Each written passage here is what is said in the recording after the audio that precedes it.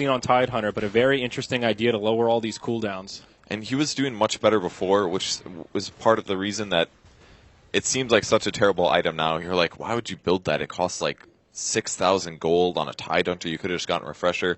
Well, I mean, you can disassemble the Arcane Boots. That part's pretty cool, but you don't really have the mana to do Mechanism and Refresh, because Mech is a huge percentage of your mana pool. So he was doing very well before. VP was winning their team fights, but just a couple clutch snowballs coming from ROTK, and eHome's in a big advantage now. Yeah, and they were trying to set something up in the bottom lane here with G hiding in the tree line, but the Ice Blast will fall a little bit short.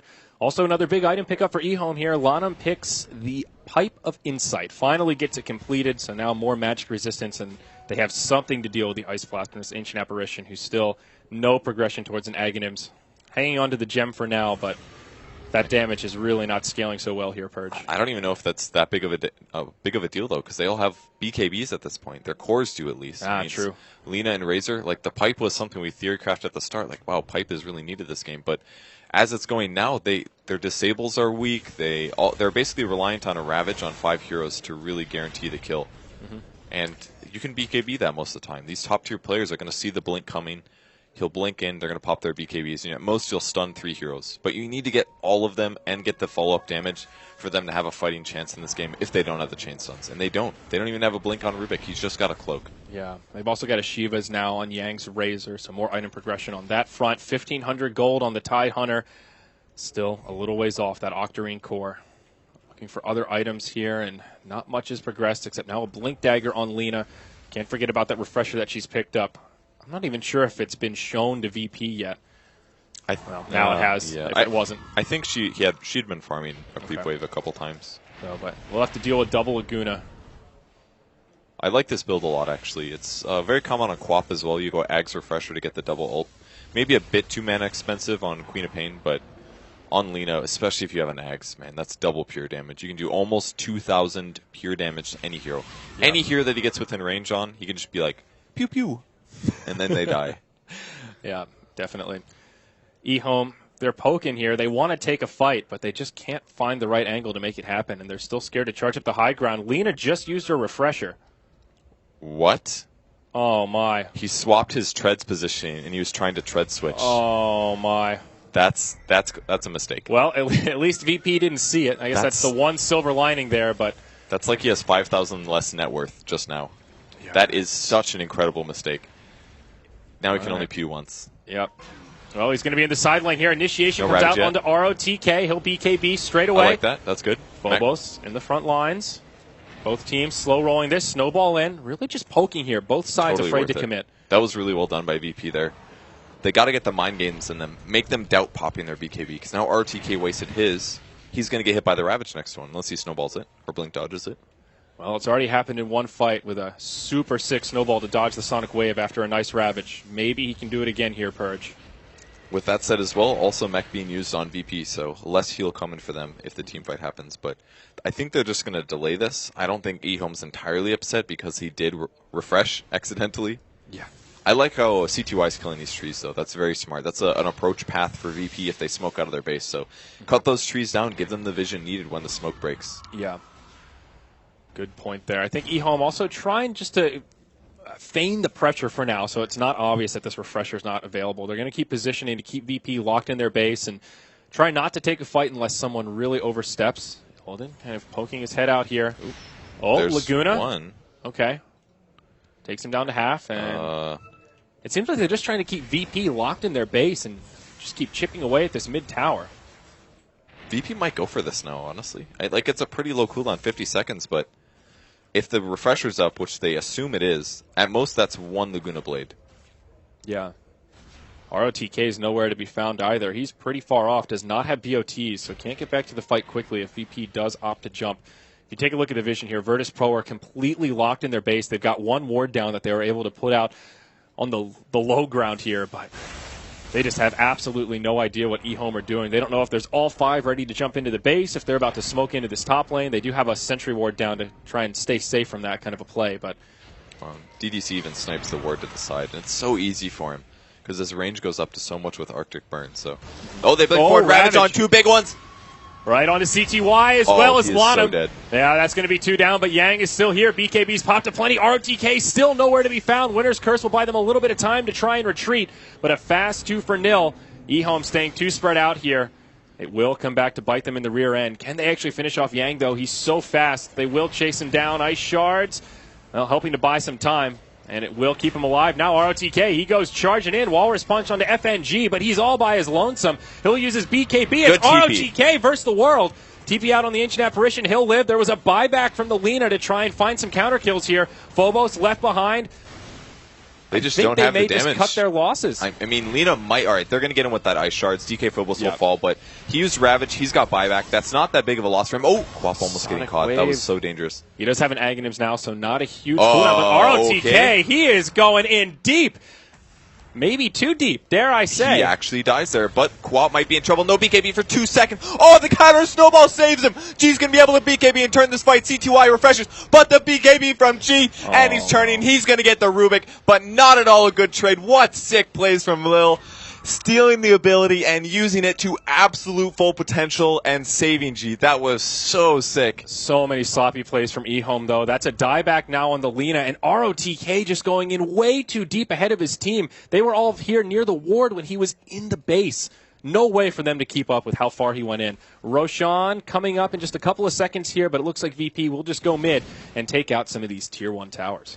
Man, this game is just such a treat. It's so back and forth. Both teams getting advantages at varied times, but VP holding that out, the double Ravage on the 2 important heroes, the Bounty Hunter as well as the Lina. Like, that's what they got to go for, Look and they at these got items coming out here, though. Gyrocopter, he gets himself the MKB Octarine Core out on G, and Phobos, he's not that far away from the Octarine Core himself, 1,700 gold. He did buy back for this, by the way. So they could go do the pushing. But that's not a big deal. Like, you don't really need that many more items on Tide. Obviously, Octarine Refresher would be god tier on Tide Hunter. They're going to get low roached, cooldown, too. But, oh, man. I mean, this Lina's still in the grave for another 50 seconds. They can easily do it. This is only Roche number 2, though. No cheese yet. Only hero moving is ROTK. And he's moving towards us. He's got a blink.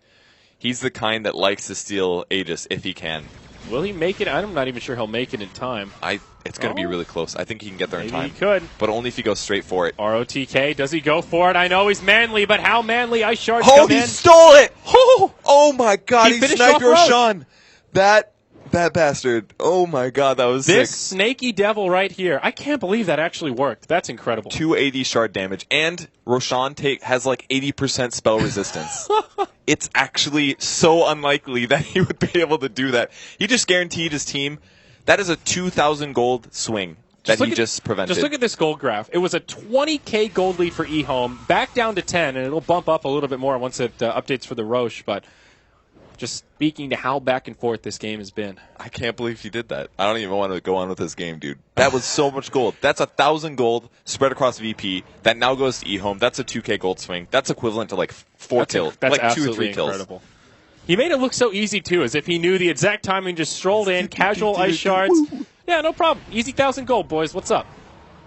What a player. Now, smoke from E-Home in the mid lane. They may bump into VP here. Phobos on the high ground. Does have a Ravage ready and waiting. They don't have the Aegis, though. And they're doing the same thing. DK Phobos in the front, looking to break the smoke.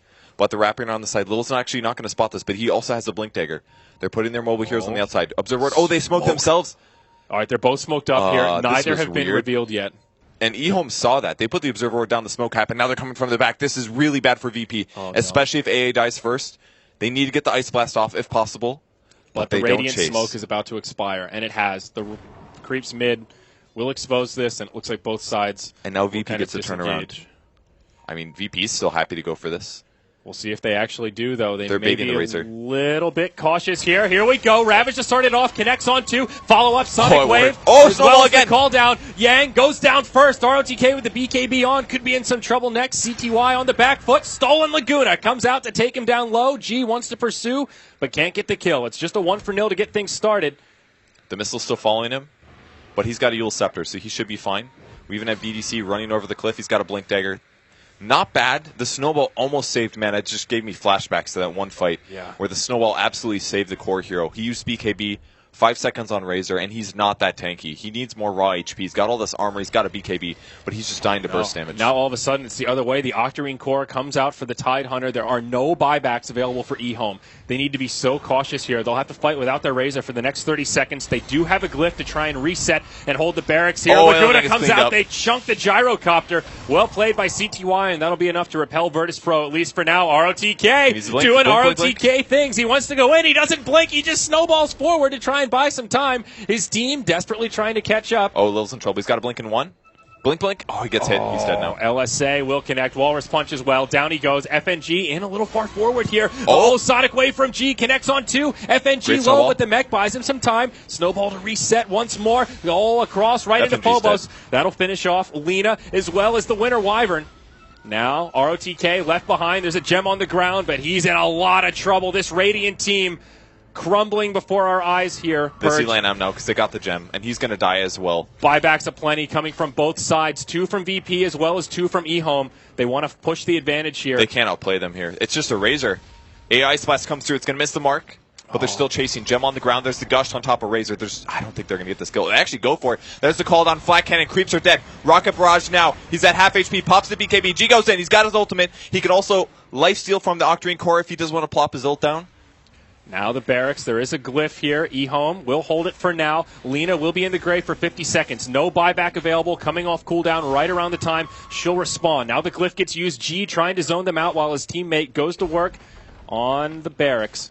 Creeps pushing into the base on the dire side. Oh my gosh, they've lost all their tier 4 towers, Purge.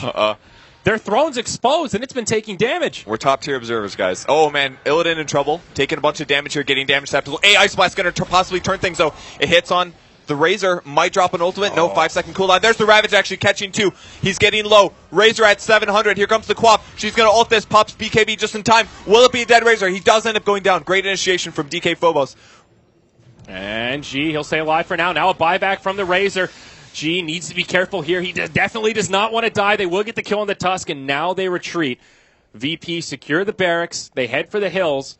They'll get back to their base to find their throne at about 60% HP or so. Now BOT is starting to come out. Buybacks, a lot were used there, Purge, but there are still a few available, both on the side of Virtus Pro. My gosh, what a game we've got on our hands here. Quap is doing so much damage in these teamfights, and it's really because E-Home's lacking damage. They only have, like, Lena, really, that's a major threat. The Razor is an issue, but it takes him a lot of time to ramp up, and most of the time the Quap can just run. And on the other side, you've got a mostly utility Tusk, you've got a Bounty Hunter that's entirely utility, and Winter Wyvern can't really do that much damage by himself, so Quap is just life-stealing constantly.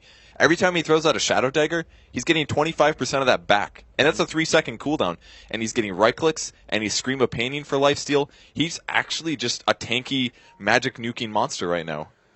He's going for a Hex next, and once he grabs that, another low cooldown, high utility item. That's the power of the Octarine Core at this stage of the game. Lots of gold indeed. Roche still a while before that 8-minute timer comes up, and we see see who is able to claim the Aegis as well as the Cheese. Now the Refresher on the way for the Tidehunter. He's picked up the recipe, and that first ring of health still has a little ways to go. And at this point, pretty much everyone needs to pull for buyback. So unless your buyback's on cooldown, you need to be very cautious about that unreliable. This Anchor Smash Octarine Core is actually pretty cool because he lifesteals every time that he Anchor Smashes. It's not a huge amount of damage because it's physical and it's getting reduced by armor and stuff, but kind of a cool little idea to make his hero go a lot farther in teamfights. He's working on the Refresher, by the way. He's got 1 ring of health, he's got 2k gold, and he needs approximately 2,500 to finish that. And I dare say he's going to go all in and buy it because if he uses Refresher, or if he blink Ravages, by the time his Ravage is up, he'll be respawned no matter what, right?